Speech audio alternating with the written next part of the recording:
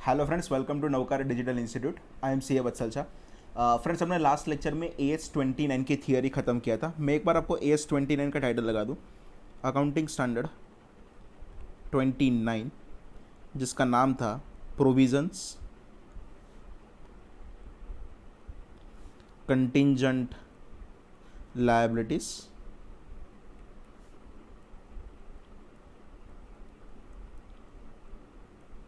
And contingent assets, provisions, contingent liabilities and contingent assets। Clear. सबसे पहले मैं इसके सम सॉल्व करवाना स्टार्ट करूँ तब तक मैं आपको पहले एक बार AS29 की थियरीज को एक बार याद करवा दूँ। AS29 नाम दिया provisions, contingent liability and contingent asset. And what is the meaning of the provision? तो provision means a liability but amount is an estimated. What is the meaning of the liability? तो liability is a present obligation as a result of a past event, and वहाँ पे आपको expected है outflow का, वो कोई भी हो सकता है, इट मे बी कैश और it may be a kind. Insurance contract में अगर आपका कोई भी क्लेम आने वाला है तो AS29 आपका एप्लीकेबल नहीं होगा। कोई भी एग्जीक्यूटरी कॉन्ट्रैक्ट है, except it is onerous. Except it is onerous मतलब व्हाट? ओनरस एग्जीक्यूटरी कॉन्ट्रैक्ट होगा तो हम उसको कवर करेंगे, बाकी नॉर्मल हम एग्जीक्यूटरी कॉन्ट्रैक्ट को कवर करने वाले नहीं है। एंड वैसे प्रोविजन जो कोई स्पेसिफिकली अलग से अकाउंटिंग स्टैंडर्ड में डिस्कस्ड है, लाइक अकाउंटिंग स्टैंडर्ड 7 में हम जो कॉन्ट्रैक्ट कॉस्ट, अगर आपका कॉन्ट्रैक्ट रेवेन्यू से बढ़ता था तो हम प्रोविजन फॉर लॉसेस बनाते थे, वो सब कुछ आपको यहाँ पे कवर करने की ज़रूरत नहीं है। सेकंड चीज मैं बोल दिया था लायबिलिटी। लायबिलिटी आपके लिए प्रेजेंट ऑब्लिगेशन होना चाहिए। आज की तारीख में आपको लग रहा है कि इस चीज का पेमेंट करना है तो ही आप उसको आप प्रेजेंट ऑब्लिगेशन मानोगे ना, प्रेजेंट ऑब्लिगेशन है तो ही आपको उसकी आपकी बुक में रिकॉर्ड करने की जरूरत पड़ेगी। नेक्स्ट अगर मैं डिस्कस करूँ प्रोविजन के लिए, मैंने स्पेशली 5 पॉइंट्स करवाए थे। कौन से 5 पॉइंट्स तो आपको याद करो। पार्टी पता है तो ही प्रोविजन करने का, कि नहीं पता तो भी प्रोविजन करने का? तो कहना है नहीं पता तो भी आपको प्रोविजन तो करना ही पड़ेगा। Best example is a warranty provision, हम करते ही थे। उसके बाद मैंने आपको समझाया था दैट इज समथिंग, बट हम जो प्रोविजन करेंगे वो बिफोर टैक्स करेंगे कि आफ्टर टैक्स? तो बिफोर टैक्स मतलब हम टैक्स की इफेक्ट को कहीं पे भी कंसीडर करने वाले नहीं है। लॉ अनाउंस हो जाए तब आपको प्रोविजन करने का, कि it is a virtually certain के नोटिफाई होने वाला है, तो it is a virtually certain के नोटिफाई होने वाला है तब आपको उसका प्रोविजन करना पड़ेगा। Provision is actually can your future cash outflow. वो फ्यूचर कैश आउटफ्लो को आपको कभी भी डिस्काउंटिंग करके प्रेजेंट वैल्यू पर लाने की जरूरत है? तो आंसर इज नो, हम उसको कभी भी प्रेजेंट वैल्यू पर लाने वाले नहीं, उसको एब्सोल्यूट अमाउंट से रिकॉर्ड करेंगे। इट में भी पॉसिबल कई बार अगर फ्यूचर में कुछ क्लेम आए, उसके सामने आपको कोई थर्ड पार्टी के पास से रियम्बर्समेंट मिलने वाला है। वो रियम्बर्समेंट अगर आपके लिए वर्चुअली सर्टेन है, रिपीट कर रहा हूँ, वर्चुअली सर्टेन मतलब व्हाट? अगर आपको मिलने ही वाला है वैसा कोई एविडेंस है, इन दैट सिचुएशन आपको क्या करना पड़ेगा? आपको वो अलग से एक असेट ट्रेड करने का एंड एक इनकम रिकॉर्ड करने का, पर जो आपका आप प्रोविजन है वो तो आपको टोटल अमाउंट का ही रिकॉर्ड करना पड़ेगा। एट में भी पॉसिबल आपको रियम्बर्समेंट, आपके कुछ एक्सपेंस है कुछ ज़्यादा मिलने वाला है, तो जितना एक्सपेंस है उतना ही मैक्सिमम रियम्बर्समेंट रिकॉर्ड कर सकते हो, ज़्यादा कुछ रिकॉर्ड नहीं कर सकते। ना अभी भी बोल रहा हूँ, रिकॉर्ड करने का तभी आएगा अगर वो आपके लिए वर्चुअली सर्टेन है। If it is reasonably certain तो आपको आपकी बुक में रिकॉर्ड करने की ज़रूरत नहीं है। उसके बाद मैंने आपको समझाया था that is nothing but onerous contract. Onerous is nothing but burdensome. कोई कॉन्ट्रैक्ट का मेरे पर एक बर्डन है, then that contract is known as a onerous contract. याद करो, मैंने एक लैंड लिया था, फाइनेंस लीज नहीं था, ऑपरेटिंग लीज था, 10 साल तक लिया था। हर एक साल मेरा लेसी के साथ अग्रीमेंट था, सॉरी लेसर के साथ अग्रीमेंट था, मैं उसको 1-1 लाख रुपए का पेमेंट कर रहा था। 6 साल तक मैंने वो लैंड को यूज कर दिया, perfect time to time 6 lakh रुपए का मैंने पेमेंट कर दिया। अभी भी 4 साल बाकी है। मेरी कंडीशन इतनी अच्छी हो गई कि मैंने खुद का एक फैक्ट्री परचेस कर दिया एंड मैं मेरा बिजनेस का लोकेशन वो फैक्ट्री पर ट्रांसफ़र कर रहा हूँ। मैं मेरे लेसर को मिलने के लिए गया, मैंने बोला लेसर एक काम कर यार, इस लीज कॉन्ट्रैक्ट को हम कैंसिल कर दे। मैंने बोला, वो बोला नहीं होगा क्योंकि 10 साल का था, आपको 10 साल तक हर एक कंडीशन फुलफिल करना पड़ेगा, आपको पेमेंट करना ही पड़ेगा। मैंने बोला एक रिक्वेस्ट कर रहा हूँ, तो एक काम कर, मुझे एक सबलीज का राइट दे तो वहाँ से मैं इनकम अर्न करूँ।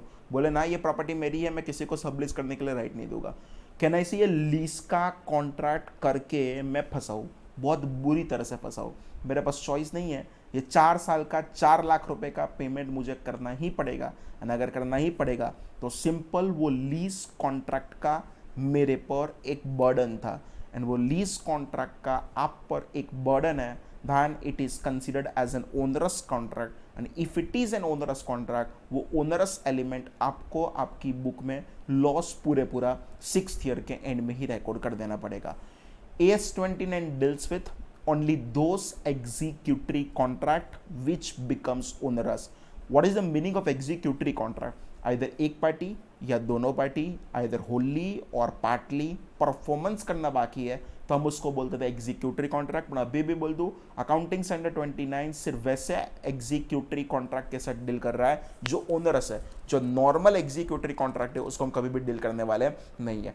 उसके बाद हमने समझा था that is nothing but contingency, circumstances of the event should be available on the date of balance sheet, result of which is not known, result is only known after happening or non happening of future uncertain event which is not either wholly or partly within the control of the enterprise, result may be a gain may be a loss। अगर वो gain है तो आपके लिए contingent asset है, contingent gain है, उसको हम कभी भी रिकॉर्ड नहीं करते थे।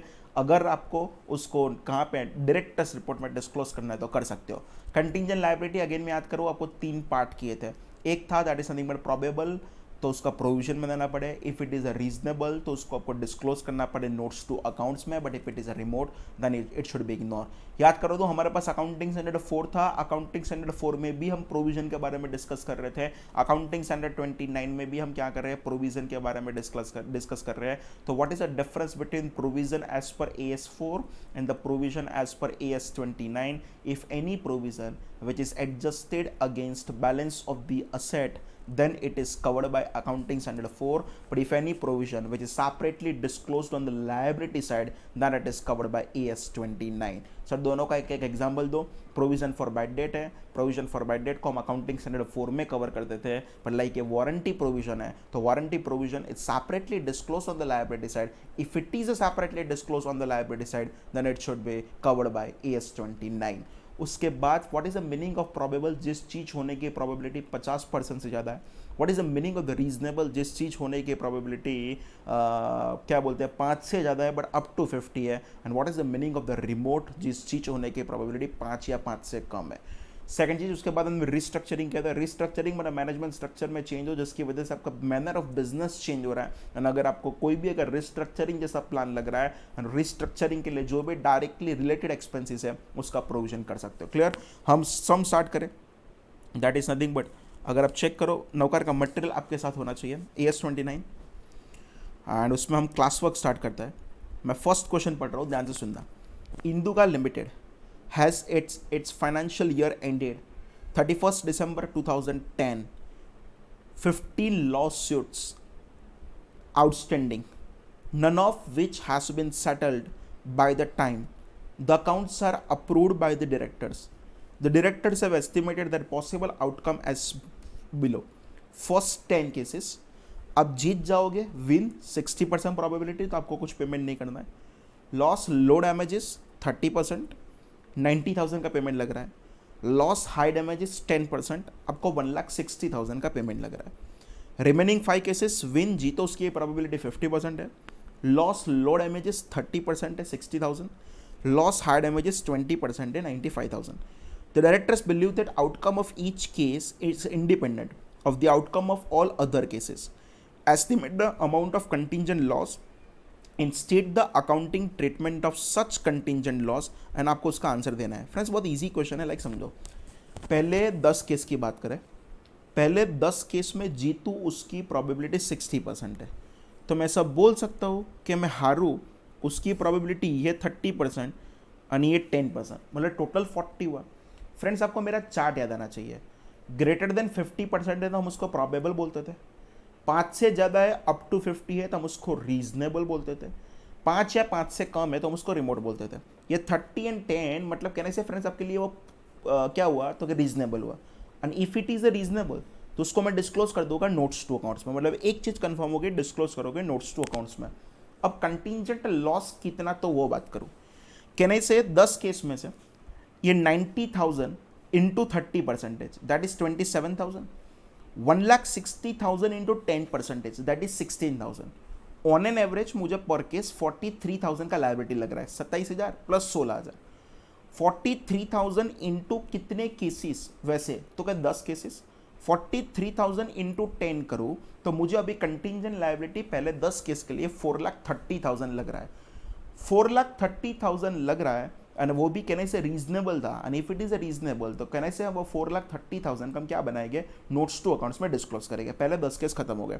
अच्छा, रिमेनिंग 5 केसेस, जीतो उसकी प्रोबेबिलिटी 50%, तो कहने से हारो उसकी प्रोबेबिलिटी कंसिडर करो तो 30 एंड 20 वो कहने से 50% हुआ। तो अगेन मैं बोलूँ हारो उसकी प्रोबेबिलिटी एग्जैक्ट 50% हुआ।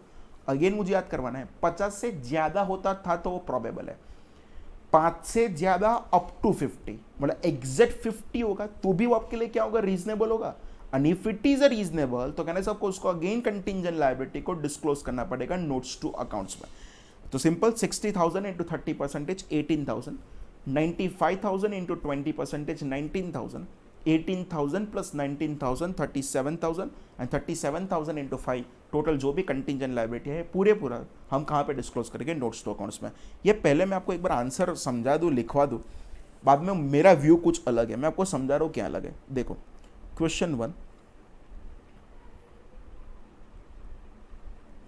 क्लियर, तो यहां पे मैं उसका लिखवा रहा हूं, ध्यान से सुनना। Contingent liabilities should be accounted, contingent liabilities should be accounted as per their probabilities, as per their probabilities. If it is greater than 50%, then it is a probable, provision is required.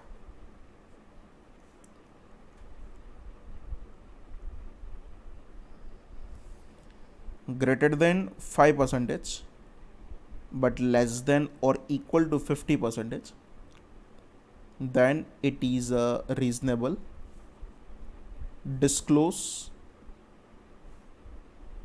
in notes to accounts, and less than or equal to 5%, then is a remote, and so it is ignored. Clear? For first 10 cases,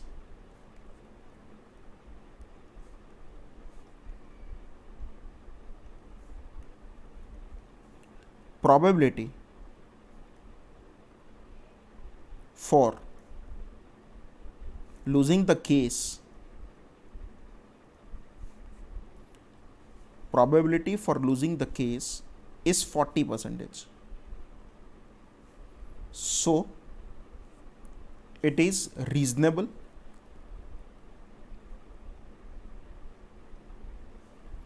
and we should disclose contingent liability. We should disclose contingent liability in notes to accounts. We should disclose contingent liability in notes to accounts. तो simple अगर हम calculate करें तो check करो, पहले 10 case में 90,000 into 30% and 1,60,000 into 10%। यहाँ पे लिख रहा हूँ 90,000 into 30% and 1,60,000 into 10% and into, वैसे कितने केसेस थे, 10 केसेस, तो 90,000 इंटू 30% करोगे तो 27,000, 1,60,000 इंटू 10% करो 16,000, मतलब 43,000 वाले अगर 10 केसेस है तो सिंपल आपको कंटिंजेंट लायबिलिटी 4,30,000 एंड डिस्क्लोज कहाँ पे करना पड़े, तो कि नोट्स टू अकाउंट्स में आपको इसको डिस्क्लोज करना पड़े। अब मैं थोड़ा है ना इसका आंसर कुछ अलग समझ रहा हूँ। क्यों अलग समझ, आपको आंसर यही लिखना है। मैं जब पढ़ता था सालों से यही आंसर चल रहा है, पर मुझे इतना बताओ, फर्स्ट 10 केस में अगर केस हारोगे उसकी प्रोबेबिलिटी 40% है, हार गए, एंड अगर लो डैमेजेस का पेमेंट करने का आया तो अपने दिल को पूछो कि लो डैमेजेस का अगर पेमेंट करने का आया तो 90,000 इंटू 30% जस्ट 27,000 का पेमेंट करने का आएगा? Answer is no. पेमेंट तो कहने से पूरे पूरा 90,000 का ही आएगा, और तो भी आपको क्या सिखा रहा हूं मैं, 27,000 रिकॉर्ड करो। सेकंड चीज, कहने से मैंने यहाँ पे इंटू 10 केस किया, मतलब मैं बोल रहा हूँ कि हर एक केस में मैं हारने वाला हूँ, एंड ऑन एन एवरेज में रही है। ठीक है, इंस्टीट्यूट ने जो आंसर दिया है वही हम फॉलो करेंगे। बाकी लॉजिक चेक करो कि अगर आपका लो डैमेजेस का पेमेंट, ये जो प्रोबेबिलिटी है ना, वो केस हारने की जीतने की प्रोबेबिलिटी है, वो आपकी अमाउंट की प्रोबेबिलिटी नहीं है। और तो भी हम मल्टीप्लाई किसके साथ कर रहा है, अमाउंट की प्रोबेबिलिटी के साथ। मतलब मुझे अंदर से थोड़ा ये ऑकवर्ड लग रहा है। बाकी आईसीआई ने यही आंसर सजेस्ट किया है, फुल रिस्पेक्ट देंगे एंड यही आंसर लेके आएंगे। क्लियर? बाकी सिंपल लॉजिक इतना समझना, अगर केस हार गए एंड हाई डैमेजेस का पेमेंट करने का आया तो 1,60,000 इंटू 10% आपको 16,000 का पेमेंट नहीं आएगा। आपको पेमेंट जो आएगा वो पूरे पूरा कहना इसे 1,60,000 का ही आने वाला है। क्लियर? फर्स्ट 10 केस के लिए स्टोरी खत्म हो गई। अब मैं टाइटल लगा रहा हूँ, that is nothing but remaining 5 cases. And remaining 5 cases के लिए आंसर लिखे, probability for losing 5 cases is 50%. So it is reasonable and we should disclose contingent liability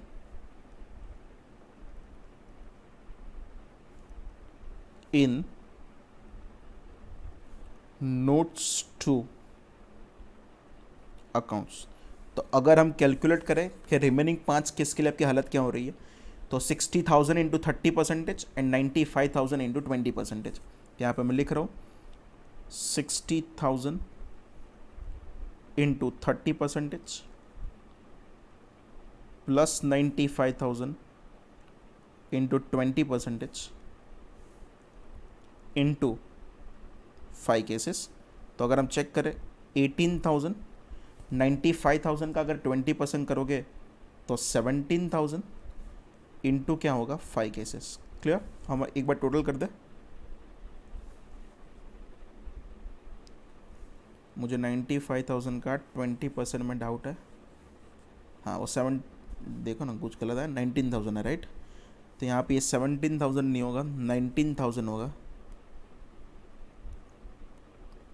तो 80,000 plus 19,000 into 5 cases. Clear? Plus 18,000 into 5 cases.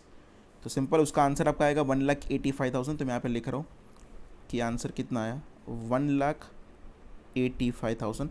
And again मैं बोल दूँ, ये 1,85,000 भी friends आप डिस्क्लोज कहाँ पे करोगे, तो उसको भी आपको डिस्क्लोज करना है नोट्स टू अकाउंट्स में। क्लियर? तो अगर यहाँ पे हम चेक करें, so total contingent liabilities to be disclosed in notes to accounts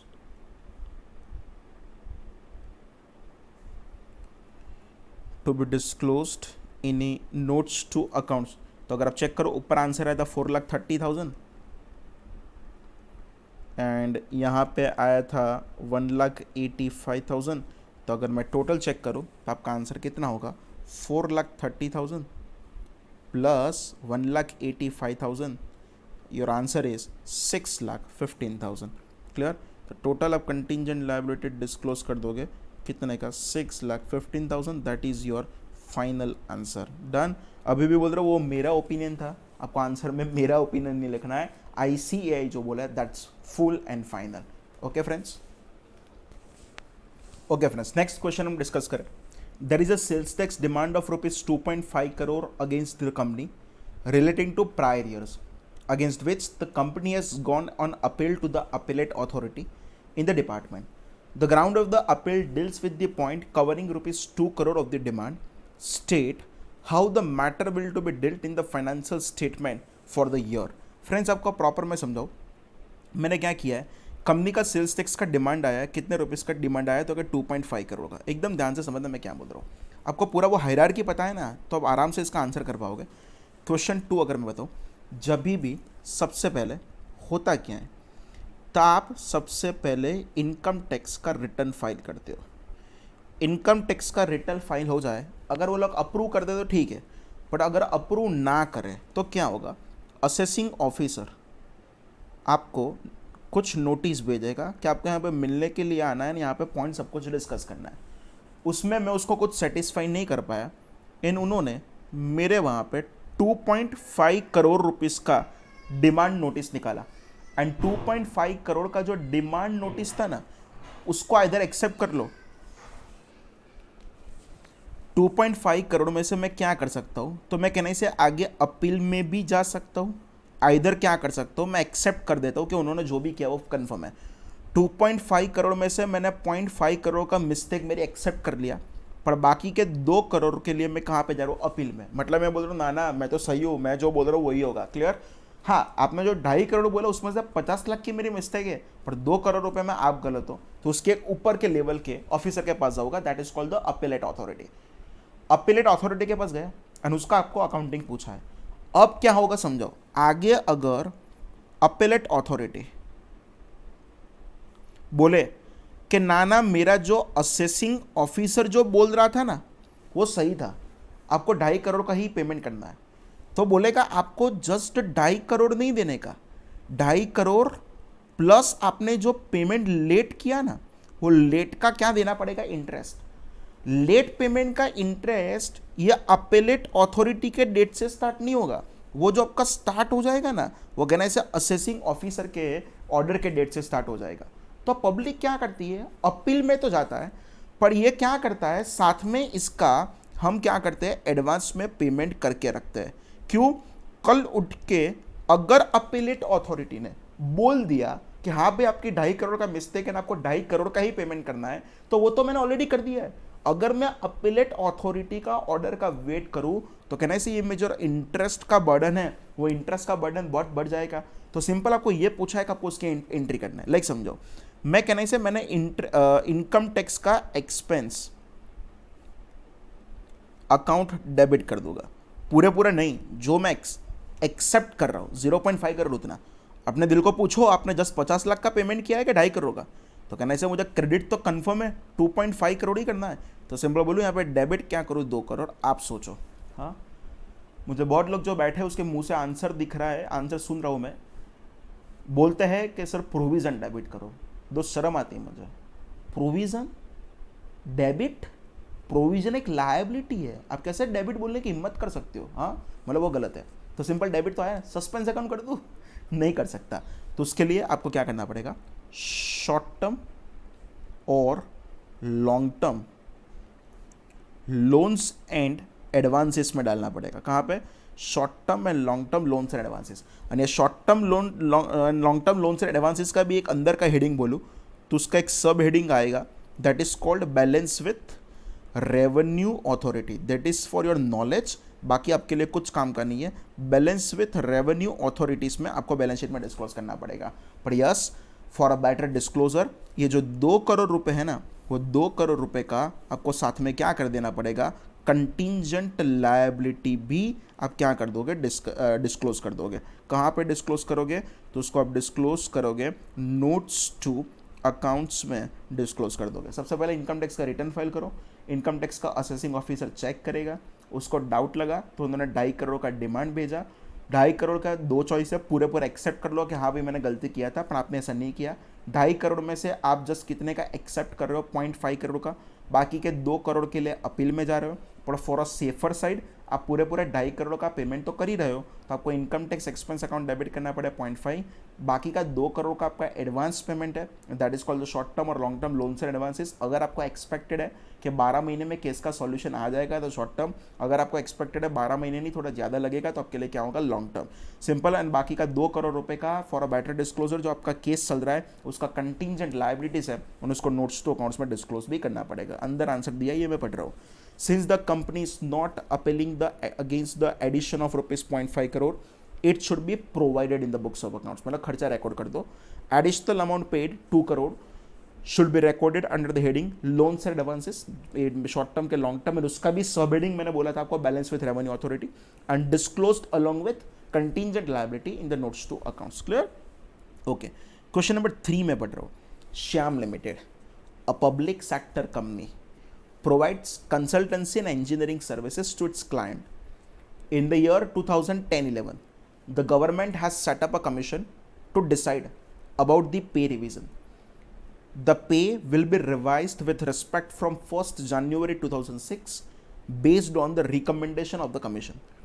The company makes the provision of rupees 680 lakhs for the pay revision in the financial year 2010-11 on the estimated basis as the report of the commission is yet to come. As per the contract with the client on cost plus job, the billing is done on the actual payment made to the employees and allocated to job based on hours booked by these employees on each job. The company discloses through the notes, salaries and benefits include the provision of rupees 680 lakh in respect of pay revise. The amount chargeable from the reimbursement jobs will be billed as per the contracts when the actual payment is made. The accountant feels that company should also recognize the income of rupees 680 lakh in the P&L. Otherwise, it will be a violation of the matching concept and understatement of profit. Friends, मैं पहले पूरा question एक बार आपको समझा दूँ। आपको याद है आप AS7 में ऐसा पढ़े थे, there are 2 types of contract. एक होता है फिक्स प्राइस कॉन्ट्रैक्ट और एक होता है कॉस्ट प्लस प्रॉफिट कॉन्ट्रैक्ट। यहाँ पे भी ऐसा ही है, खर्चा आपको करना है, क्लाइंट को बिल दे दोगे, वो आपको थोड़ा रियम्बर्स करके दे देगा। यहाँ पे मेरा 680 लाख रुपीस का कुछ एम्प्लॉयज़ को पेमेंट ज़्यादा करना पड़ा है, मतलब मेरा खर्चा बढ़ा है। सामने मुझे क्या होने वाला है, मेरे एम्प्लॉयज़ के पास से मेरे कस्टमर के पास से उसको रिकवर करने वाला हूँ। मतलब कहते हैं रियम्बर्समेंट की कुछ स्टोरी है। पहले मैं आंसर पढ़ूँ, बाद में हम डिस्कस करें। As per AS29, when the expenditure required to settle as a provision is expected to be reimbursed by another party, then the reimbursement should be treated as a separate asset. In the current case, provision of salary to employees 680 lakh will ultimately collected from the client, hence the net amount charged to P&L should be nil. Clear? मतलब आप पहली entry करोगे P&L account debit to provision 680 lakh. बहुत लोग यहाँ पे गलत interpretation करते हैं ना, बोलते हैं कि प्रोविजन बनाना ही नहीं है। Answer is no. एंड आपको जो 680 लाख मिलने वाला है उसके लिए आपको एक असेट क्रिएट कर देने का एंट्री कर दोगे, debtor account debit to P&L 680। Effect check करो तो मेरी इफेक्ट 0 हो जाएगा, दैट्स अग्रीड। पर आपको 680 का प्रोविजन जो आपका रिएम्बर्समेंट वर्चुअली सर्टेन है उसका एक सेपरेट असेट ट्रेड कर दोगे। क्लियर? ओके, अब मैं जा रहा हूँ, that is something but question number 4। And question number 4 अगर मैं पढ़ूँ, a company is in dispute involving allegation of infringement of the patent by the competitor company who is seeking a damages of huge claim of rupees 900 lakh.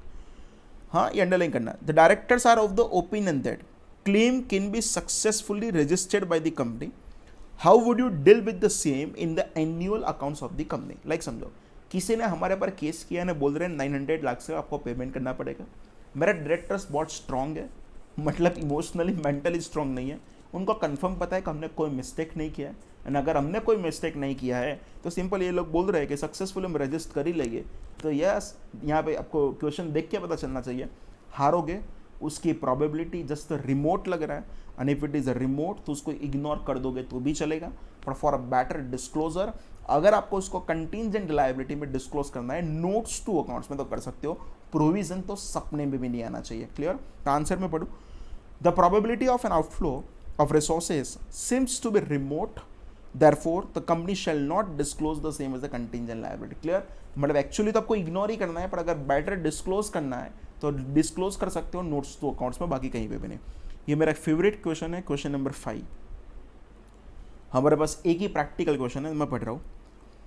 And engineering goods company provides after sales warranty for 2 years to its customer. Based on the past experience, the company has been following policy for making provision for warranties on the invoice amount. ये आपको underline करना पड़ेगा. For warranties on the invoice amount on remaining balance warranty period. मतलब आपका जितना period बाकी है ना उसके हिसाब से ये लोग क्या करेगा, प्रोविजन बनाएंगे. लेस देन 1 ईयर बाकी है from the date of balance sheet तो 2% प्रोविजन, मोर देन 1 ईयर बाकी है तो 3% provision. The company has raised the invoices as under 19 January 2011 rupees 40,000, 29 January 2012 rupees 25,000, 15th October 2015 rupees 90,000. Clear? अच्छा, उसके बाद calculate the amount of provision to be made for warranties under AS 29 on 31st March 12 and 31st March 13. Also compute the amount to be debited to P&L for the year ending 31st March 13. Question में just एक printing mistake है and वो printing mistake कहाँ पे है, ये जो just minute है, आपका प्रिंटिंग मिस्टेक यहाँ पे, पहले इसको स्ट्राइक आउट कर दो. ये जो 2015 है ना वो 2015 वो गलत दिया है आपको. क्लियर? उसकी जगह पे कर दो 15th अक्टूबर 2012. क्या कर दोगे, 15th अक्टूबर 2012. क्लियर? बाकी सब कुछ सही है, बाकी कोई प्रॉब्लम नहीं है.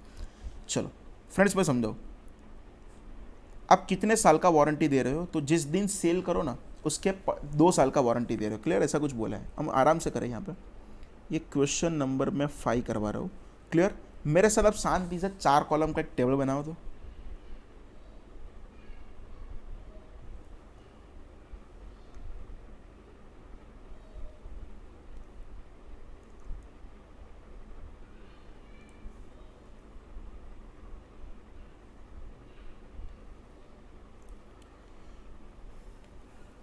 क्लियर? चलो उसमें लिखना ऊपर फर्स्ट कॉलम में आप लिखोगे date of invoice, date of invoice. Second लिखोगे इनवॉइस अमाउंट, जो हमारी सिंपल लैंग्वेज में हम उसको सेल प्राइस भी बोल सकते हैं. क्लियर? एंड आपको 2 डेट पूछा है, एक पूछा है 31st मार्च 12 और एक पूछा है 31st मार्च 13. आराम से करने का, कोई जल्दी नहीं है. चलो चेक करो. फर्स्ट सेल आपने कब किया, 19 जनवरी 2011 को किया. तो यहाँ पे मैं लिख रहा हूँ 19 जनवरी 2011. क्लियर? अच्छा, ध्यान से देखना, आप उसको कितने साल का वारंटी दे रहे थे, 2 ईयर्स. 19 जनवरी 2011 है, मतलब कहने से उसका वारंटी पीरियड जो एक्सपायर होगा वो वारंटी पीरियड में ऐसा यहाँ पे ब्रैकेट में मेरे रेफरेंस के लिए लिख दूँ, वो 18 जनवरी 2013 को एक्सपायर होगा. क्लियर? एंड चेक कर लो आपने कितने रुपए का सेल किया था. तो आपने जो सेल किया था वो आपका सेल का अमाउंट है 40,000. तो मैं यहाँ पे लिख रहा हूँ कितना है, 40,000. नेक्स्ट यहाँ पे हम चेक करेंगे सेकंड सेल कब किया था, 29 जनवरी 2012 का. तो यहाँ पे लिख रहा हूँ 29 जनवरी 2012 एंड कितने रुपीस का था फ्रेंड्स, कहने से 25,000. अभी कुछ नहीं करो, जस्ट डेटा अंदर जो दिया उसको मेरे फॉर्मेट में लिख रहा हूँ. एंड अगर ये है तो कहने से मैं ऐसे यहाँ पे ब्रैकेट में लिखूँ मेरे रेफरेंस के लिए, उसका वारंटी पीरियड एक्सपायर कब होगा, 28 जनवरी 2014 को उसका वारंटी पीरियड एक्सपायर होगा. क्लियर? अच्छा, तीसरा मैं चेक करूँ, तीसरा तो 15th अक्टूबर 2012 है, मैंने आपको वो बुक पर रेक्टिफाई करवाया था. क्लियर? 15th अक्टूबर 2012 है एंड 15th अक्टूबर 2012 है, वो कितने रुपीस का था. तो यहाँ पे उसका जो अमाउंट था वो यहाँ पे लिख रहा हूँ कितने रुपीस का था, 90,000. उसका वारंटी पीरियड अगर एक्सपायर देखना है तो मैं ऐसा बोलूँ वो ख़त्म होगा 14th अक्टूबर 14 से. अब एवरी बैलेंस शीट डेट पर आप ये चेक करते हो कि what is your remaining balance warranty period. तो लाइक समझाओ, आज मैं खड़ा हूँ कौन सी डेट पर, डेट फोकस करो. आज मैं खड़ा हूँ 31st मार्च 2012 से. क्लियर? अच्छा, 31st मार्च 2012 से अगर आप चेक करो 18th जनवरी 2013, 31st मार्च 12 से 18th जनवरी 2013, मतलब मैं ऐसा बोलूँ कि वो कितना होगा मेरे लिए, लेस देन 1 ईयर होगा. एंड अगर लेस देन 1 ईयर है तो मुझे कहने से आपको क्वेश्चन में बोला था 40,000 का 2% आपको कहने से 800 रुपये का प्रोविजन बनाना पड़े. अग्रेड सब लोग साथ में। सेकंड चेक करो, तो सेकंड चेक करो 31 मार्च 2012 से आपका 28 जनवरी 2014 चेक करो। 31 मार्च 12 से 28 जनवरी 14, 31 मार्च 12 से 31 मार्च 13 आएगा, उसके बाद 28 जनवरी 2014 आएगा। मतलब कहने से वो तो आपके लिए क्या हुआ, वो आपके लिए हुआ कहने से वो आपके लिए मोर देन 1 ईयर हुआ, ग्रेटर देन 1 ईयर। एंड अगर ऐसा ही आपको क्वेश्चन में बोला था ना, क्या लिखा था देखो समझाओ, अगर लेस देन 1 ईयर है तो 2% एंड मोर देन 1 ईयर है तो कितना बनाना पड़ेगा 3%। तो सिंपल ये आपके लिए कैसा हुआ, मोर देन 1 ईयर हुआ। एंड अगर मोर देन 1 ईयर तो मैं कितने परसेंट बनाऊंगा 3%। तो यहाँ पे मैं लिख रहा हूँ 25,000 का 3%, मतलब यहाँ पे कितना होगा 750। 31 मार्च 12 से 14 अक्टूबर 14 नहीं करना है। देखो आपकी बैलेंस शीट डेट है 31 मार्च 12 एंड आपने सेल कब किया 15 अक्टूबर 2012, मतलब ये तो आफ्टर बैलेंस शीट हुआ। एंड अगर आफ्टर बैलेंस शीट हुआ तो अभी भी यहाँ पे मैं लिख रहा हूँ sales not yet done, and sales not yet done है तो सिंपल करंट ईयर में 800 प्लस 750 आपको टोटल कितने का करना पड़ेगा 1550 का प्रोविजन बनाना पड़ेगा। क्लियर। अब मैं स्टार्ट करूँ 31 मार्च 13 से। अच्छा 31 मार्च 13 से अगर आप चेक करो 18 जनवरी 13, तो कहने से मेरा वारंटी पीरियड ऑलरेडी एक्सपायर्ड हो गया। एंड अगर वारंटी पीरियड एक्सपायर्ड हो गया तो कुछ करने की जरूरत नहीं, आपको घर पे जाके पढ़ने में ईजी रहे, इसलिए यहाँ पे लिख रहा हूँ ब्रैकेट में वारंटी पीरियड एक्सपायर्ड। तो सिंपल आपको कुछ करने की जरूरत नहीं है। क्लियर। नेक्स्ट अगर चेक करोगे 31 मार्च 13 से 28 जनवरी 14, तो उसको मैं अगर बताऊं 31 मार्च 13 से 18 जनवरी 2014, मतलब कहने से वो तो लेस देन 1 ईयर हुआ। एंड अगर लेस देन 1 ईयर हुआ तो मुझे कहना से 25,000 पर आपका 2%, मतलब कहना से 500 का प्रोविज़न चाहिए। हाँ आपको डाउट लग रहा है कि सर पहले 3% बनाया एक्स्ट्रा 2, ऐसा नहीं है, ये मैं आपको बता रहा हूँ। अभी इतना लिखो 25,000 का 2% चाहिए। एंड 31 मार्च 13 से 14 अक्टूबर 14 कैसे लेके जाऊँ यहाँ से, 31 मार्च 13 से 14 अक्टूबर 14। एंड अगर ये चेक करोगे तो कहना से फ्रेंड्स आपके लिए क्या हुआ, ये आपके लिए हुआ ग्रेटर देन 1 ईयर। एंड अगर ग्रेटर देन 1 ईयर हुआ तो 90,000 का 30% मुझे टोटल 2700 चाहिए। 1550 था एंड यहाँ पे मुझे कितना चाहिए 3200 चाहिए। क्लियर। अब समझाओ ये 1550 एंड 3200 ये जो दोनों अमाउंट आया ना, ये दोनों अमाउंट किसका आया, तो ये दोनों अमाउंट आया बैलेंस शीट का। क्लियर। तो उसकी पीएनएल में कैसे इंपैक्ट होगी वो समझो। मैं उसका अकाउंटिंग एंट्री कर दूँ तो परफेक्ट आपको पता चल जाए। तो फर्स्ट एंट्री हमको करना पड़े 31 मार्च 2012 को, मतलब उस दिन फर्स्ट टाइम मुझे प्रोविजन बनाना है। मैं अज्यूम कर रहा हूँ, अंडरलाइन करना, मैं अज्यूम कर रहा हूँ उसके पहले कंपनी ने अभी तक एक भी प्रोविजन बनाया नहीं है। तो इन दैट सिचुएशन आपको एंट्री करना पड़े PNL account debit 1550 to credit कर दोगे, that is called warranty provision.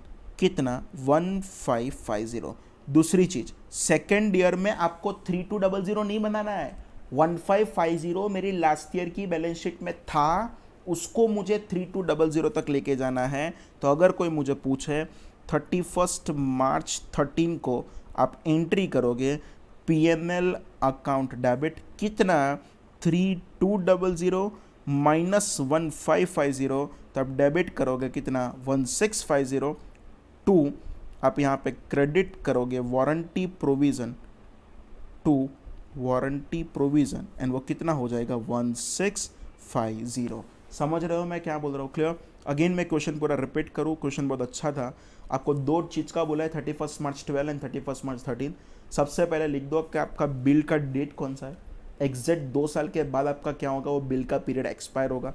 Balance sheet date से चेक करो कि आपको कितना टाइम लगेगा, 31 मार्च 12 से 18 जनवरी 13, मतलब वो आपके लिए क्या हुआ लेस देन 1 ईयर हुआ। एंड इसलिए मैंने 2% का प्रोविजन बनाया। 31 मार्च 12 से 28 जनवरी 14, मतलब आपके लिए मोर देन 1 ईयर हुआ। एंड अगर मोर देन 1 ईयर हुआ तो मैंने 3% का प्रोविजन बनाया। अच्छा, मेरा सेल्स की डेट थी 15 अक्टूबर 2012 एंड यहाँ पे चेक करो तो ये 31 मार्च 2012 था, मतलब कहना से बैलेंस शीट डेट के बाद मैंने सेल्स किया। एंड अगर बैलेंस शीट डेट के बाद मैंने सेल्स किया तो इस पर आपका कुछ भी प्रोविजन बनने वाला नहीं है। क्लियर? तो सिंपल वो 1550 का फर्स्ट ईयर का प्रोविजन आएगा। सेकंड ईयर में चेक करो 31 मार्च 2013 से 18 जनवरी 2013, आपका वारंटी पीरियड ऑलरेडी एक्सपायर हो गया तो आपको कुछ प्रोविजन करने की जरूरत नहीं है। 31 मार्च 13 से अगर आप लेके जाओगे दैट इज समथिंग, बट आपका 28 जनवरी 14 लेस देन 1 ईयर तो 500 यहाँ पे मोर देन 1 ईयर। सिंपल, ये जो भी आया था वो बैलेंस शीट का फिगर आया था। मैं अगर उसको पीएनएल में कन्वर्ट करूँ तो फर्स्ट ईयर में 1550 ही डेबिट करना पड़ेगा एंड सेकंड ईयर में 1550 को 3200 तक लेके जाने के लिए मुझे कितना डेबिट करना पड़ेगा? 1650। क्लियर? चलो नेक्स्ट क्वेश्चन हम चेक करें। होमवर्क क्वेश्चन नंबर 6 में पढ़ रहा हूँ। At the end of the financial year ending 31st December 2017, a company find that there are 20 lawsuits outstanding which have not been settled till date of approval of accounts by the board of directors. The possible outcome as estimated by the board is as follow. In respect of first 5 cases, win 100%. Next 10 cases, win 60%. Loss, low damages 30%. Loss high damages 10%। Clear? ये हुआ 30, ये हुआ 10, मतलब ये क्या हो गया आपके लिए? ये क्या बोलते हैं उसको? रीजनेबल हो गया। अगर रीजनेबल हो तो उसको नोट्स टू अकाउंट्स में लिखना पड़ेगा। Remaining 5 cases win 50%, loss low damages 30, loss high damages 20। Again यहाँ पे चेक करो, ये 30 हुआ, ये आपका 20 हुआ, मतलब टोटल 50 हुआ। अगर टोटल 50 है तो अगेन ये क्या हुआ? रीजनेबल हुआ। Outcome of each case is to be taken as a separate entity. Ascertain the amount of contingent loss and the accounting treatment in respect thereof. Clear? शांति से चालू करें क्वेश्चन नंबर 6। क्वेश्चन नंबर 6 में अगर check करूं तो पहले में तो फर्स्ट 5 केसेस था। क्लियर? First 5 cases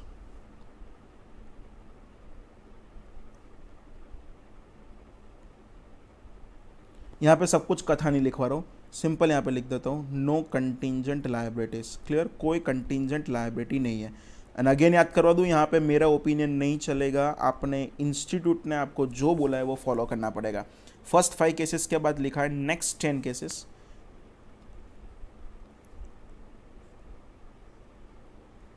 clear? यहाँ पे लिख रहा हूँ probability of losing cases is equal to 40%, so it is a reasonable। बस अभी इतना ही लिख रहा हूँ। तो contingent liability in notes to accounts is equal to, मतलब आपको वहाँ पे वो भी पता चल जाएगा कि इसको नोट्स टू अकाउंट्स में लिखना है। Contingent liability in notes to accounts is equal to, हम चेक करें, देखो यहाँ पे तो कितना होगा? तो 1,20,000 इंटू 30% एंड 2 लाख इंटू 10%। यहाँ पे लिख रहा हूँ 1,20,000 into 30% plus 2 lakh into 10%। And वैसे कितने केसेस? तो कहना है इसे इंटू 10 केसेस। क्लियर? तो अगर आप चेक करोगे 36,000 प्लस 20,000 इंटू 10 केसेस, मतलब 36 प्लस 20 तो 56 वाले 10 केस, तो आपको नोट्स टू अकाउंट्स में कितने रुपीज़ का दिखाना पड़े? 5,60,000। क्लियर? ये नेक्स्ट 10 केसेस के लिए होगा। एंड बाद में फाइनली मैं करूँ रिमेनिंग 5 केसेस। क्लियर? उसमें अगर हम लिखे तो probability of losing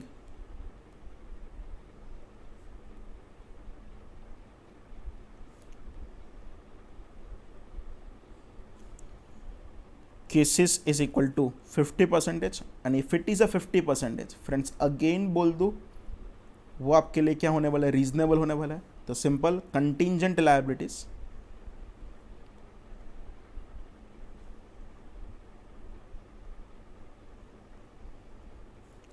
in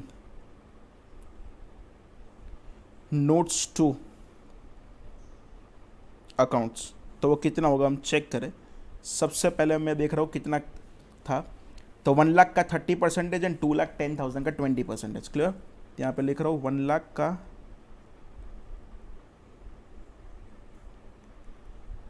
30% plus 2,10,000 का 20% इंटू क्या कर दूंगा 5 केसेस। तो 1 लाख का 30% वो कितना होगा 30,000, 2,10,000 का 20% वो कितना होगा 42,000 एंड इंटू क्या कर दूंगा 5 केसेस। 30 प्लस 42 72,000 इंटू 5, तो सिंपल वो कितना हो जाएगा 3,60,000 हो जाएगा। क्लियर, एंड इसको भी कहाँ पे दिखाना है नोट्स टू अकाउंट्स में। तो total contingent liability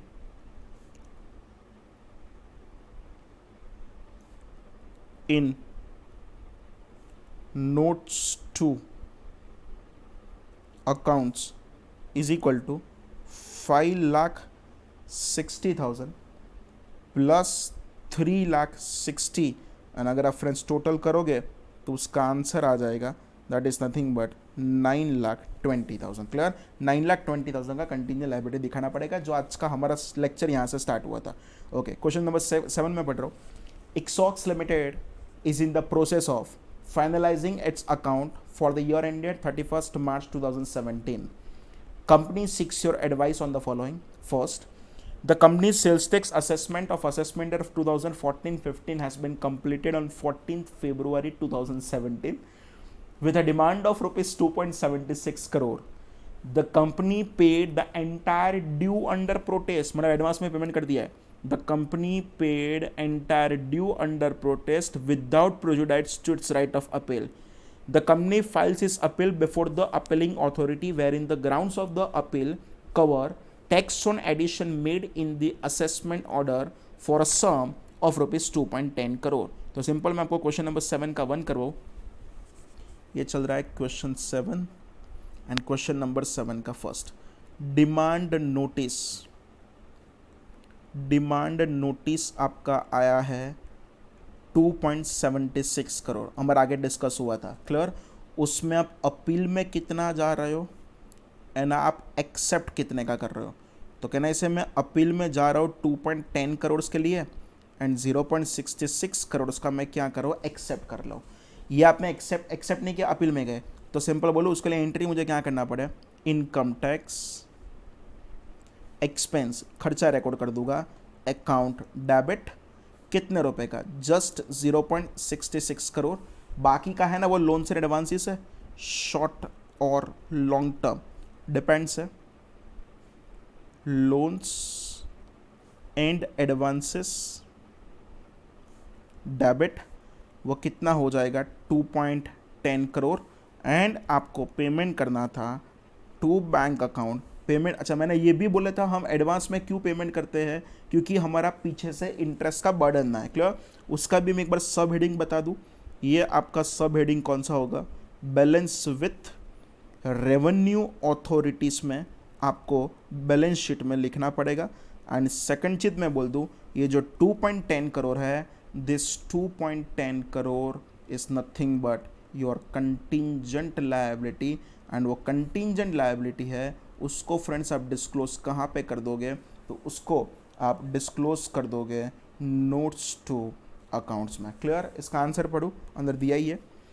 since the company is not appealing against the addition of rupees 0.66 crore, the same should be provided in the accounts.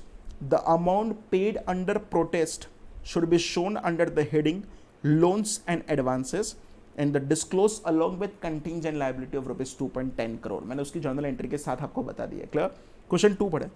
Company has entered into a wage agreement in May 2017 whereby the labor union has accepted a revision in wage from June 2016. The management provided that the hike till May 2017 will not be paid the employees but will be settled to them at the time of retirement. The company agrees to deposit the arrears in the government bond by September 2017। Like समझो मैं क्या बोल रहा हूँ। Veg agreement किया, मई 2017 में solution आया कि हमको जो रेट्रोस्पेक्टिवली देना है ना वो कब से देना है, तो जून 2016 से। लाइक क्वेश्चन आपको प्रॉपर समझाओ। यहाँ पे देखो, यहाँ पे आपका सॉल्यूशन कब आया, तो आपका जो सॉल्यूशन आया ना वो मई 2017 में आया, पर आपको जो पेमेंट करना है वो कब से करना है, जून 2016 से आपको पूरा पेमेंट करना पड़ेगा। पर पेमेंट आपने बोला कब करोगे, तो at the time of retirement,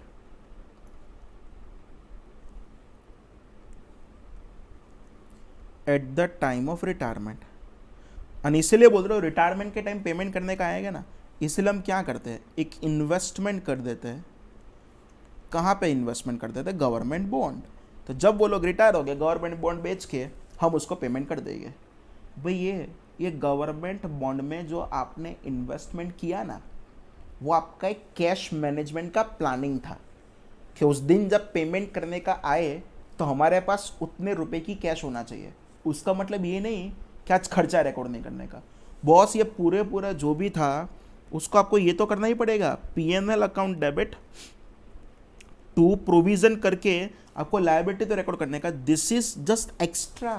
आपको आपका कैश मैनेजमेंट का प्लानिंग करना था, इसीलिए आपने इन्वेस्टमेंट किया। इन्वेस्टमेंट करो, इट्स गुड, कोई प्रॉब्लम है ही नहीं, पर आपको खर्चा तो पूरा रिकॉर्ड करना ही पड़ेगा।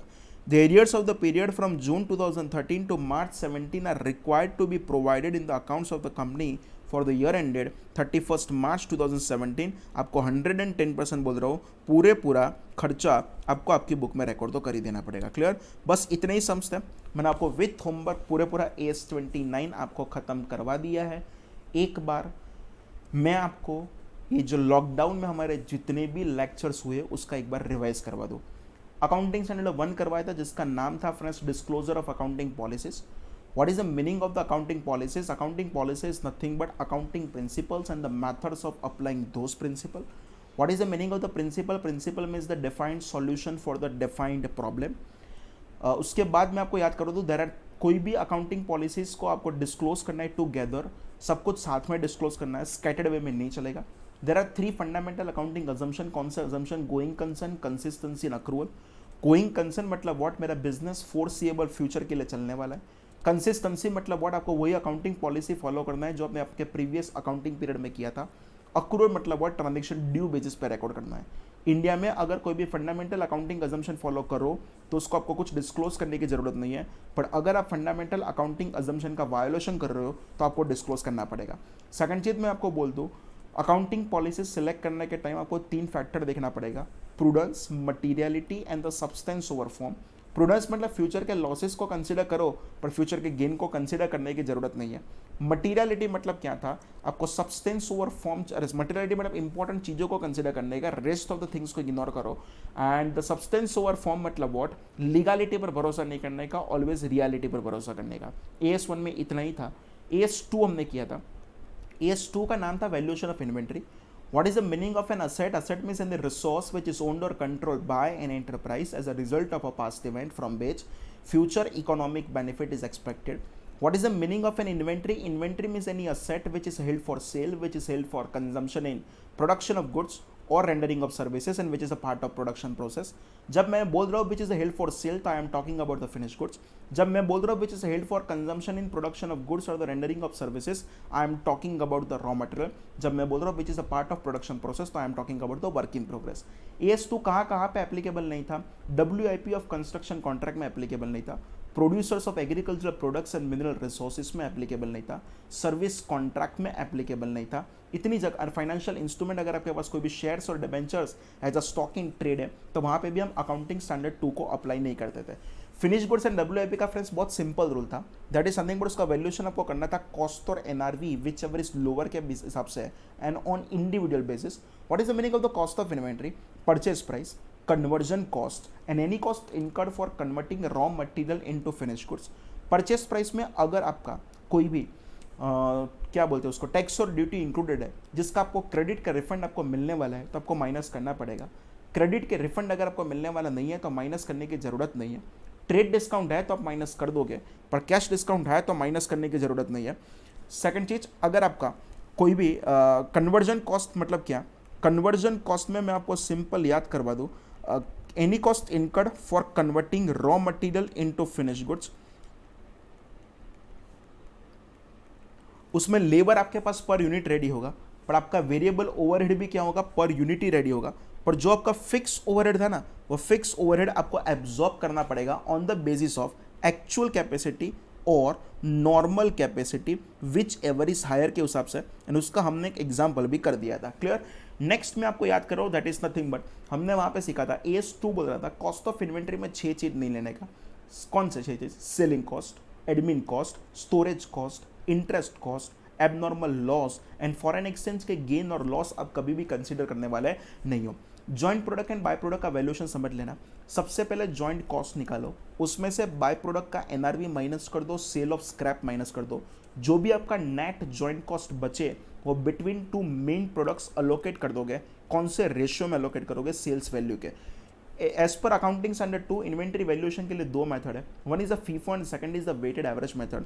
For academic purpose if nothing is given, हम ऑलवेज कौन सा मेथड फॉलो करने वाले? वेटेड एवरेज मेथड फॉलो करेंगे। उसके बाद में आपको याद करो, रॉ मटेरियल का वैल्यूएशन सिखाया था। अगर आपके फिनिश गुड्स के NRV उनके कॉस्ट से ज़्यादा है और इक्वल टू कॉस्ट है तो raw material is a valued at cost. But अगर आपकी फिनिश गुड्स के NRV उनके कॉस्ट से कम है तो raw material is a valued at a cost, तो replacement cost whichever is lower. याद करवा दो, रॉ मटेरियल में मैक्सिमम लॉस कितना रिकॉर्ड करोगे, जितना आपका फिनिश गुड्स में उतना ही, उनसे ज़्यादा एक भी रुपए का लॉस आपका रिकॉर्ड होने वाला नहीं है।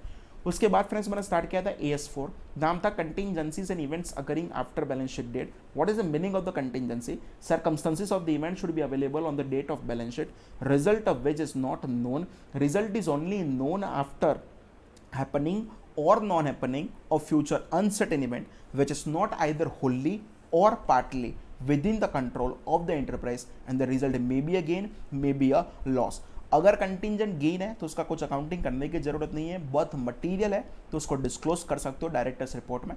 कंटिंजेंट लॉस और कंटिंजेंट लायबिलिटी के मैं सिंपल बोल दूं, if it is a probable then you should make a provision, if it is a reasonable then it should be disclose in the notes to accounts, and if it is a remote then it should be ignore. Probable मतलब what, जिस चीज होने की probability 50% से ज़्यादा है। Reasonable मतलब what, जिस चीज होने की प्रोबेबिलिटी 5 से ज़्यादा है बट अप टू 50 है। एंड द रिमोट मतलब व्हाट, जिस चीज होने की प्रोबेबिलिटी 5 या 5 से कम है। क्लियर। उसके बाद स्टार्ट किया था events occurring after balance sheet date. If any event took place between the date of balance sheet and financial statement approved by competent authority.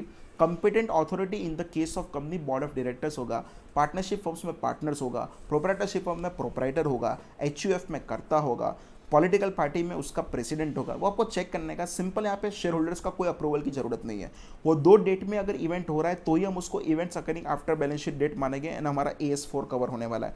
Second चीज मैं आपको बोल दूं, there are 2 types, adjusting event and the non adjusting event.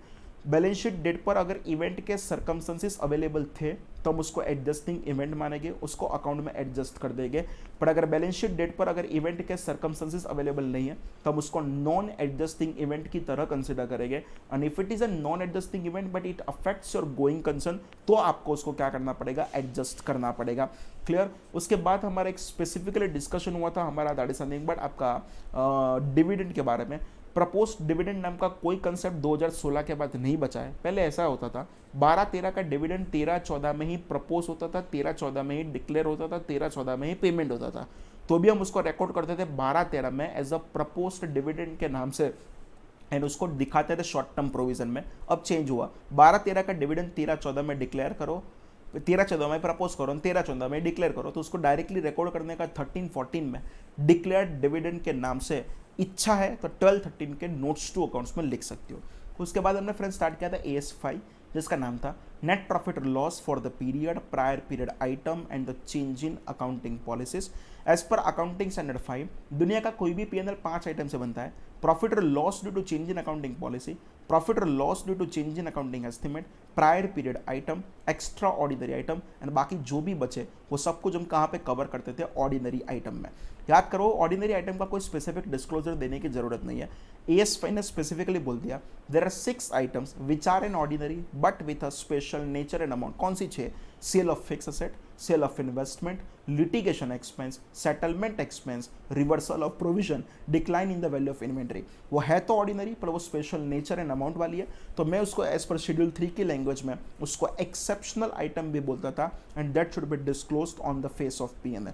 What is the meaning of extraordinary, which is not an ordinary, and if it is not an ordinary तो simple उसका specific disclose करना है on the face of PNL, like आपका loss due to earthquake, attachment of property, government grant को अगर आप refund कर रहे हो, extraordinary item should be disclose in such a way so that impact on PNL can be pursue, मतलब understand.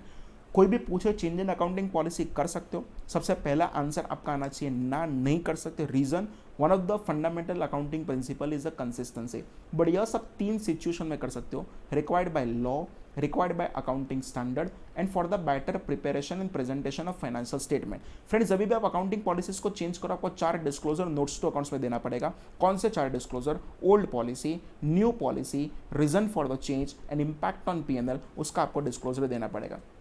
Change in accounting estimate बहुत easy था, any profit और loss due to change in accounting estimate should be disclosed in the notes to accounts, and finally that is a prior period item. If an income और expense recorded in the current year due to error और omission of one और more prior period, then it is called the prior period item. पिछले साल का कोई भी mistake हुआ था, मिस्टेक हो, फ्रॉड हो, मैथमेटिकल एरर हो, ओवरसाइट हो, कुछ भी हो, अगर मैं प्रीवियस ईयर का कोई भी इनकम और एक्सपेंस करंट ईयर में रिकॉर्ड करूँ तो इसको मैं प्रायर पीरियड मानूंगा। It should be disclosed in such a way so that impact on P&L can be pursued, मतलब it should be disclosed on the face of P&L. Next AS12 हमने किया था, AS12 का नाम था accounting for government grant. What is the meaning of the government? Central government, state government, local authority, national body, international body and any other similar body including private institution. What is the meaning of the grant? Anything received either in the cash और इन a kind. किसके लिए? तो past में आपने कोई condition को fulfil कर दिया था या फ्यूचर में कोई कंडीशन को फुलफिल करने वाले हो, एंड उसका वैल्यू मेजरेबल होना चाहिए। कोई भी टैक्स एग्जम्पशन है, कोई भी टैक्स डिडक्शन है, कोई भी गवर्नमेंट पार्टिसिपेशन है, उसको हम AS12 में अप्लाई करने वाले नहीं है। There are main 2 types of grant, non monetary and monetary. Non monetary grant अगर आपको नॉन डेप्रिशिएबल असेट के लिए मिले तो आपको एंट्री करना पड़े land account debit to capital reserve. कौन सी अमाउंट्स है तो उसको आप रिकॉर्ड करोगे, नॉमिनल अमाउंट्स है। Next, non monetary grant for the depreciable asset के लिए मिले तो आप एंट्री करोगे asset account debit to capital reserve. Again बोल रहा हूँ कौन सी अमाउंट्स है, नॉमिनल अमाउंट्स है। Non monetary grant for the revenue purpose के लिए मिले तो आप एंट्री करोगे inventory account debit to PNL. Again बोल रहा हूँ मैं कौन सी अमाउंट्स है तो नॉमिनल अमाउंट्स है। Monetary grant for the non depreciable asset के लिए मिले, आपके पास 2 चॉइस है, आइदर लैंड की वैल्यू में से रिड्यूस करो, एंड अगर वैसा नहीं करना है तो कैपिटल रिजर्व में ट्रांसफर करो। Monetary grant for the depreciable asset के लिए मिले, अगेन आपके पास 2 चॉइस है, आइदर असेट की वैल्यू में से रिड्यूस करो और डेफर्ड गवर्नमेंट ग्रांट में ट्रांसफर करो। Monetary grant for the revenue purpose मिले तो भी आपके पास 2 चॉइस है, आइदर एक्सपेंस के सामने सेट ऑफ करो या पीएनएल में क्रेडिट करो। कोई भी grant in the nature of promoters contribution है, लाइक वो बैकवर्ड एरिया मैंने आपको बोल दिया था, डायरेक्टली इमीडिएटली क्रेडिट कर देने का कैपिटल रिजर्व में। एंड अगर कोई भी बेल आउट ग्रांट मिल रहा है, किसको मिलती है? अगर आपकी कंपनी पब्लिक कंपनी है या पब्लिक इंटरेस्ट में काम कर रही है, बहुत सारे साल से लॉसेस है, एंड वो लॉसेस में से आपको इमीडिएटली बाहर लाना है तो गवर्नमेंट आपको ग्रांट देगी, that is called the bail out grant and it should be credited to PNL. Clear? Grant refund का सिंपल स्टोरी था, ग्रांट रिफंड इज एक्चुअली और extraordinary item. Grant refund की सिंपल स्टोरी था, जब grant मिला था, जो account credit किया था, ग्रांट रिफंड करोगे तो वही अकाउंट डेबिट करना पड़ेगा, और उसके हमने बहुत सारे एग्जाम्पल भी किए थे। एंड लास्ट AS29 में बोल दूँ, AS29 नाम था provisions contingent liabilities and contingent asset. What is the meaning of the provision? तो provision means a liability, but amount is estimated. And what is the meaning of the liability? Liability is a present obligation as a result of a past event. वहाँ पे आपको expected outflow का, वो outflow कुछ भी हो सकता है, either in a cash or in a kind. Liability वो आपका प्रेजेंट ऑब्लिगेशन है, वो वर्ड पर आपका फोकस होना चाहिए। प्रोविजन के लिए मैंने 5 स्पेशल पॉइंट पर करवाए थे। पार्टी पता है तो भी प्रोविजन करने का, कि नहीं पता तो भी प्रोविजन करने का, नहीं पता तो भी प्रोविजन करने का। प्रोविजन बिफोर टैक्स करोगे कि आफ्टर टैक्स? तो बिफोर टैक्स। प्रोविजन को डिस्काउंटिंग करने की जरूरत है? आंसर इज नो, उसका कोई डिस्काउंटिंग करने की जरूरत नहीं है। लॉ अनाउंस हो जाए तब करने का, कि वर्चुअली सर्टेन एंड नोटिफाई हो जाए तो इट्स वर्चुअली सर्टेन के लॉ नोटिफाई होने वाला है तभी आपको प्रोविजन करना पड़ेगा। एंड अगर कोई भी रियम्बर्समेंट मिलने वाला है, वो रियम्बर्समेंट अगर आपके लिए वर्चुअली सर्टेन है तो इसको एक सेपरेट असेट ट्रीट करो, एक सेपरेट इनकम ट्रीट करो, पर आपको प्रोविजन तो पूरा बनाना पड़ेगा। रियम्बर्समेंट की अमाउंट अगर आपके एक्चुअल क्लेम से ज़्यादा है तो जितना क्लेम है उतनी ही अमाउंट का असेट आप रिकॉर्ड कर सकते थे। उसके बाद कंटिजेंसी सेम AS4 वाला, Circumstances of the event should be available on the date of balance sheet, result of which is not known. The result is only known after happening or non-happening of future uncertain event, which is not either wholly or partly within the control of the enterprise. Result may be a gain, may be a loss. अगर मैं आपको simple याद करवा दूं, अगर वो probable है तो प्रोविजन, रीजनेबल है तो नोट्स टू अकाउंट्स में डिस्क्लोजर, एंड रिमोट है तो इग्नोर. जिस चीज़ होने की प्रोबेबिलिटी 50% से ऊपर है हम उसको प्रॉबेबल मानेंगे, 5 से ज़्यादा है बट अप टू 50 है तो हम उसको रीजनेबल मानेंगे, पर 5 या 5 से कम है तो उसको रिमोट मानेंगे. What is the difference between provision as per AS4 and AS29? If any provision is adjusted against balance of the asset, then it is covered by AS4. But if any provision is disclosed on the liability side, then it should be disclosed in the notes to accounts. Agreed? उसके बाद friends मैंने आपको करवाया तो onerous contract. Onerous मतलब कोई contract का आप पर बर्डन है. आपने लैंड लिया था, क्या बिल्डिंग लिया था, लैंड था, ऑपरेटिंग लीज पर लिया था, 10 साल तक 1-1 लाख का पेमेंट करना है, मतलब 10 लाख का पेमेंट करना है. 6 साल तक आपने यूज़ किया, 6 साल के बाद आपका लोकेशन ट्रांसफ़र कर रहे हो, 4 साल का लीज का पेमेंट करना ही पड़ेगा, तो वो आपके लिए एक बर्डन है. 4 लाख का पूरा लॉस आप आज का आज रिकॉर्ड कर दोगे. AS29 deals with only those executory contract which becomes onerous. And executory मतलब वॉट, आइदर एक पार्टी या दोनों पार्टी, आइदर होली और पार्टली परफॉर्मेंस करना बाकी है, then it is called executory contract. Next अगर मैं फ्रेंड्स डिस्कस करूं, that is something but restructuring. अगर आपका मैनेजमेंट स्ट्रक्चर और आपका बिजनेस स्ट्रक्चर चेंज हो रहा है जिसकी वजह से अगर आपका कुछ खर्चा डायरेक्ट एक्सपेंस है तो रीस्ट्रक्चरिंग का भी आप प्रोविजन कर सकते हो. Clear friends? मैंने आपको ये लॉकडाउन में जितना भी करवाया उसका रिवीजन भी करवा दिया. Thank you friends, thank you very much, thank you very much.